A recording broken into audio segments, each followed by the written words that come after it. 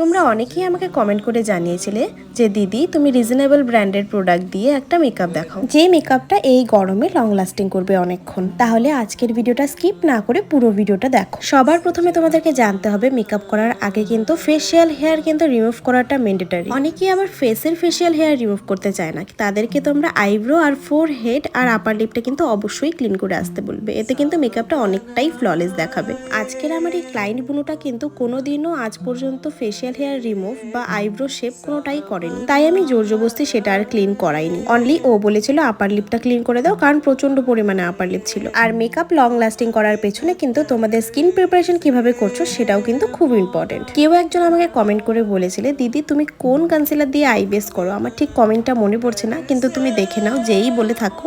আমি সব সময় আই বেস করি পিএসির এইচডি প্রো কনসিলার দিয়ে। এই কনসিলারটা সত্যি ভীষণ ভীষণ ভালো, একবার ইউজ করেই দেখো। এই কনসিলারটা তোমরা নাইকা থেকে পেয়ে যাবে। আজকে আমি যা যা প্রোডাক্ট ইউজ করেছি সমস্ত কিছু ডিটেলস আমি ডিসক্রিপশন বক্সে দিয়ে দিব, তোমরা একটু চেক করে নিও। এতক্ষণ আমি যা যা প্রোডাক্ট ইউজ করেছি তোমাদের সমস্ত প্রোডাক্ট কিন্তু আমি স্ক্রিনে দেখিয়ে দিয়েছি, আশা করি বুঝতে পেরেছো। আর মেকআপ লং লাস্টিং করার পেছনে হচ্ছে এই ম্যাজিক্যাল সিরামটা। এটা হলো রিকোডের লাইফলাইন মিক্সার। এটা তোমাদেরকে আমি অনেক ভিডিওতেই দেখিয়েছি। তোমরা যারা সেলফ মেকআপও করো তোমরা জাস্ট একটা ফাউন্ডেশন কিনে নাও আর এই সিরামটা কিনে নাও।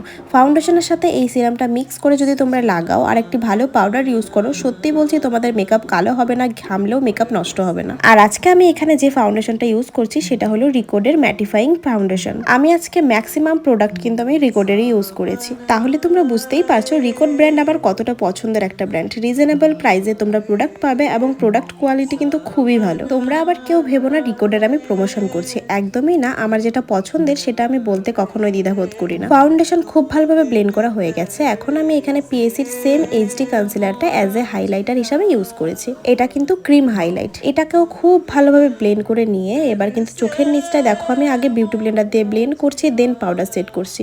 পাউডার সেট করার সময় তোমরাও সেম প্রসেস অ্যাপ্লাই করবে, দেখবে ক্রিজ লাইন কিন্তু পড়বে না। এবার চলো তোমাদের কিছু কমেন্ট পড়া যাক। আফরিন মল্লিক কমেন্ট করেছে কি অ্যাপ দিয়ে এডিট করো প্লিজ বলো। আমি ইনশট দিয়ে সব ভিডিও এডিট করি। আর এখানে শিল্পী দেবনাথ কমেন্ট করেছে দিদি আমি তোমাকে বলেছিলাম তোমার ভিডিওতে আমার নামটা নেওয়ার জন্য, কিন্তু তুমি বলেছিলে পরের ভিডিওটা নেবে কিন্তু নেওনি, আমি খুব রাগ করেছি। এই তো বুনু তোমার কমেন্টটা আমি পড়ে নিলাম। আর এখানে নন্দিতা দাস কমেন্ট করেছে দিদি তোমায় বুক করব কিভাবে। বুকিং এর জন্য তোমরা আমাকে ফেসবুক পেজে ফলো করো এবং ওখানে মেসেজ করলে আমি বুকিং নাম্বার দিয়ে দেবো। এবার লাস্ট কমেন্ট পড়ে নিচ্ছি আর্ট ফর ইউ থেকে।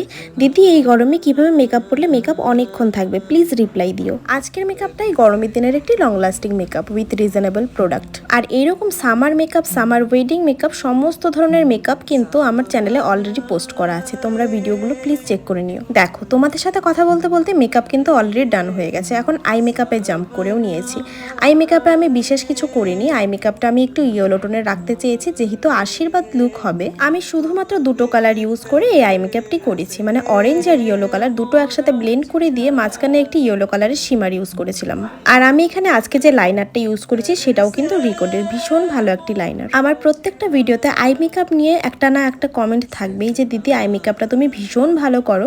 আর অনেকে আই মেকআপ টিউটোরিয়ালও চেয়েছো। তোমরা কি কি আই মেকআপের টিউটোরিয়াল দেখতে চাও, আলাদা করে ভিডিও যদি তোমরা দেখতে চাও অবশ্যই কমেন্ট করে জানিও। আজকে কিন্তু আমি ওয়াটার লাইনে কোনো রকম কাজল ইউজ করিনি। যাদের চোখ একটু ছোট, মানে বড়ও না ছোটও না মিডিয়াম যেমন আমার, তাদের চোখে যে কোনো একটা জিনিস করবে, হয় কাজল পরাবে নয়তো লাইনার পরাবে। দুটো জিনিস একবারে করলে চোখটা আরো ছোট দেখতে লাগে। এবার আমি ওকে মেরুন কালারের একটি লিপস্টিক পরিয়ে দিয়েছিলাম আর টিপ পরিয়ে দিয়েছি, দেখো কত সুন্দর লাগছে দেখতে। আর এই তো ওর ফাইনাল লুক। ফাইনাল লুকটা দেখে তোমাদের কেমন লাগলো অবশ্যই কিন্তু জানিও।